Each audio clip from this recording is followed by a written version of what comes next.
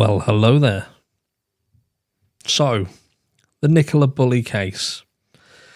Now, apparently, parish councillors are now under attack. They're getting vile messages over the phone, messages left, to the point where the council has now decided to remove certain numbers from their website to stop people contacting and leaving these messages, saying that they're just not going to put up with this kind of situation.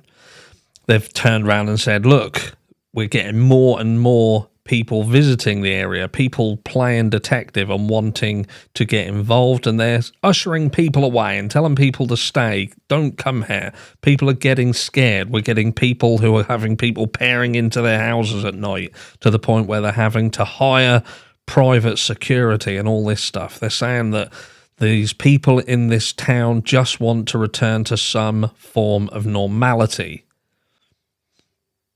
Now, excuse me if I'm wrong and correct me if I'm wrong, but at the moment you've got a situation where a woman walking her dog, she's dropped her kids at school, she goes to take a dog somewhere where she frequents, so she'd be familiar to this route. She disappears, vanishes, gone. Her own family have turned around and said that her falling into the water is dumbfounded, just won't happen. And if she had done, she'd have easily been able to cope with that scenario and get herself out. Strong swimmer, not in clothes that would have caused her any issue. There was no signs, no evidence to say that she entered the water whatsoever. We're here and now that law enforcement as well took, 8 hours to call the key witness? Or was it 8 days? 8 days to call the key witness. That's right. Anyway, so what is normality? What kind of normality do you think that people are going to go back to at the moment? Because at the moment, it looks like law enforcement have dropped a huge clanger and you've got a missing female who was potentially abducted from that area. Obviously, this is speculation because something else could have happened. She could have indeed gone in the water. She could have become injured, not left any evidence of that whatsoever, and been washed up towards Morecambe Bay where they're searching. They've got searchers out there and they're still looking at the stretch of water. But look, I just wonder how they are going to conclude this. How are law enforcement now going to tie this up in a bow? Because it will need to be tied up, or at some point someone's going to admit an error. So I wonder whether law enforcement are going to simply say, look, she's fallen in the water and she's been washed out to sea, she's gone. How many people are going to go back to normality if that is the conclusion law enforcement opt for? Or are we going to really see law enforcement hold their hands up and say, look, we may have made an error here and we now need to try and cover some ground quickly that we should have covered days ago?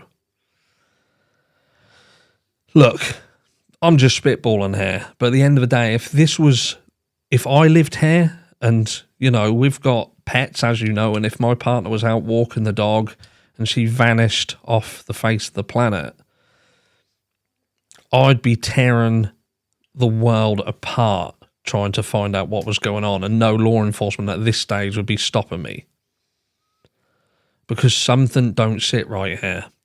Now, I know that a lot of people are turning around and they're saying, look, she could have wandered off, and you don't like to think about that. You don't like to think that a female could just up sticks and leave her children. We're hearing stories of her daughters turning around and saying, look, where's mummy? What's going on? And that's heartbreaking in itself. And I don't want to even think that Nicola did that. But there are obviously elements of this scene that was left that points towards that. So I can see why people are defaulting to the fact that this could have potentially been what happened. Was the phone set as a decoy? Was it set to look like she was on the call to buy time? Who knows? Who knows? People have said, quite rightly, if you was going to leave that bench, would you have left your phone there, an expensive phone? Or maybe it was just such a trustworthy place you didn't mind leaving your phone? Or was there an emergency that made her get up quickly and leave her phone there? Which would point towards the dog, but yet the dog was dry. The dog had seemingly not been near the water. And we've covered this in other videos.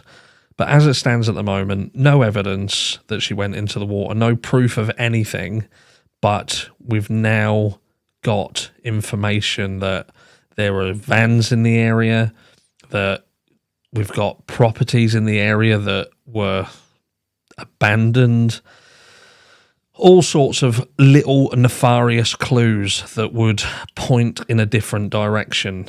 And I just hope, I genuinely hope, that the mistakes that have been made, if they've been made,